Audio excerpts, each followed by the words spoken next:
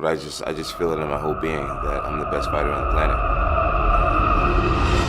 Now my job is just to prove it. Around 2010, 2011, I went through this huge spiritual thing where I became obsessed with the power of the mind, meditation, visualization, and just realizing how powerful our minds actually are, like how we really do paint our world with our thoughts and our level of self-belief. So I took myself from being very average-minded to actually believing that I was the shit and believing that I could be the shit. We're surprised when they found out that you've been signing your name as Champ 2011. How did that come about? I believe in the law of attraction, and I believe that that you can speak things into existence. And I believe that when you know where you're going and you know what you want, the universe has a way of stepping aside for you. And me signing my signature with Champion 2011 on it, it can't hurt me.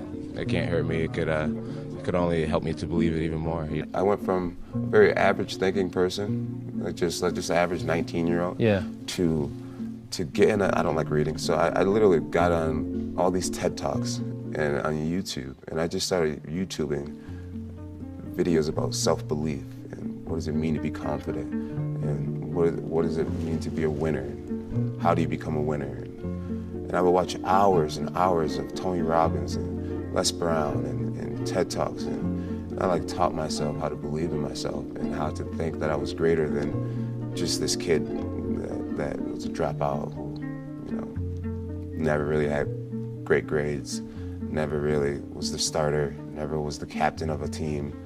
I was just always kind of this average person, and overnight I taught myself.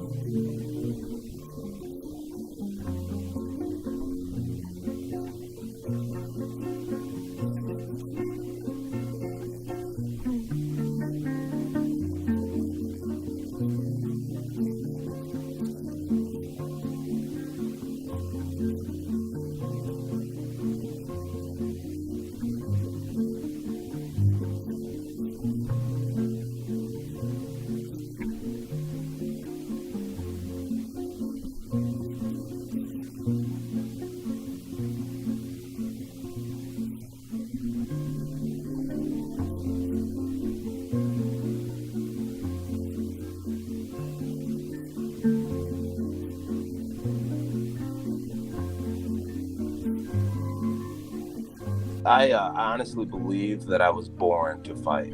I really believe it in my whole heart, and some people think that's silly. But I think a lot of great athletes, people who are really good at what they do, it's more than just what they could do in the gym. It's something that starts way before they're known in the arenas. It's something that it's like an internal belief.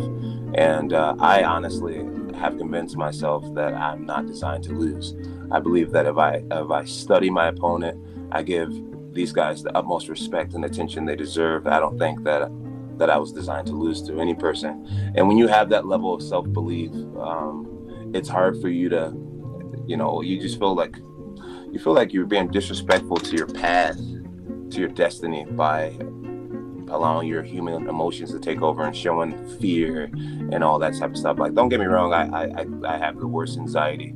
I get very nervous, but I owe it to myself to not be afraid, and I owe it to my beliefs to just fucking get out there and do something rare and special. Yeah, there's a lot of mental that goes into it that I don't think people realize.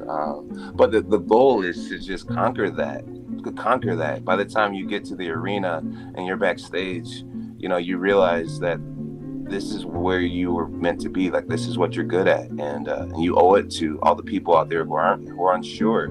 Like, you owe it to them to be as excellent as you can be when you found what you're good at. And the way I look at anxiety is it just means that you care about the outcome and how you perform and how you perceived and everything. I feel like when you get to a place when you don't feel anything, it's probably when it's time to hang it up and try something different. At this point, I still get really nervous, man. I have nightmares about my opponents. So with Rampage Jackson, I kept having these nightmares that I would get knocked out. And no matter how the fight played out, I would always get knocked out. And it was always within the first 30 seconds of the fight. And I couldn't avoid this inevitable knockout that I was going to experience in the first round. And, I'm a big fan of sports psychology, so I call those red zone thoughts, and I actually learned that from Rashad Evans. You know, when you have a negative thought, immediately cancel it with a positive thought. You know, instead of thinking of somebody beating your ass, you think of yourself exhausted, you're winning, fight's almost over. Sure. Just think something positive. On fight night, I felt like I was going to get knocked out, and I felt like this was coming for me. I felt like energetically, like I was getting these signals from a higher power that, like, Jon, this is going to happen to you tonight.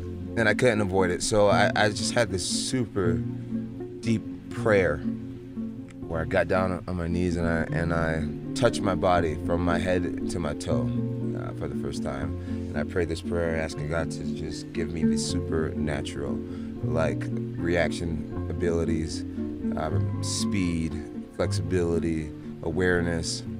And as I was praying this prayer and touching myself and rubbing myself and meaning every ounce of this, thinking my life is on the line, I noticed, looking at myself, that I was covered in feathers.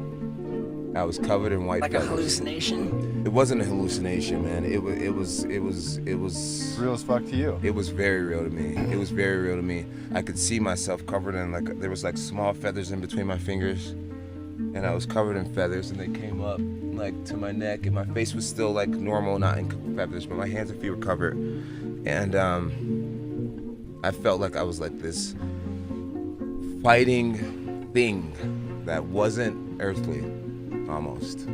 And I like felt this surge of energy, power, flexibility, mental acuity and awareness and sharpness that I had never experienced before. And I like jumped off my knees and like landed on both feet immediately, and I was just like, woo, woo! And I was just, Wendy's like, my coaches was looking at me like they could feel like, okay, he is pumped up. And Coach Winkle John's like, let's hit. And immediately I kicked the pad, and it was like, boom. And it was like, whoa. And like my kicks were lightning fast, and I didn't need to stretch anymore. I didn't need to warm up my lungs anymore. My kicks were going up high. I was jumping higher. I was kicking faster and higher. It was an unbelievable experience, and I actually was able to hang on to this feeling and this illusion of myself being in this alter ego all the way through the cage, all the way through my walk to the cage. And I felt like in that Rampage Jackson fight, I walked into that fight as this feather man for the first time, and my idea to crawl towards him was the only thing that had it happen in all my nightmares, right? Because in every fight I started on my feet. So something just said, get on your knees and crawl up to him.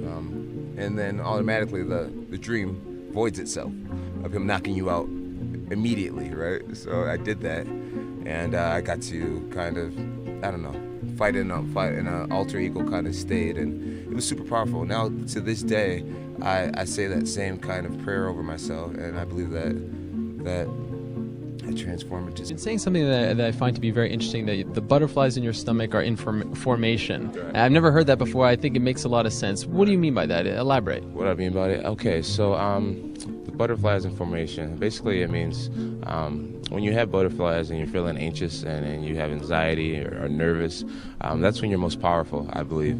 And either you can, you're most powerful. So a lot of people, instead of homing this power and using it, they allow it to just consume them. You know, there's another quote that says, a big challenge or big pressure is like a fire. It's like a raging fire. Either you can allow this fire to consume you and just take you over completely, or you can gain control of this fire and harness it, and you blow it right at your opponent.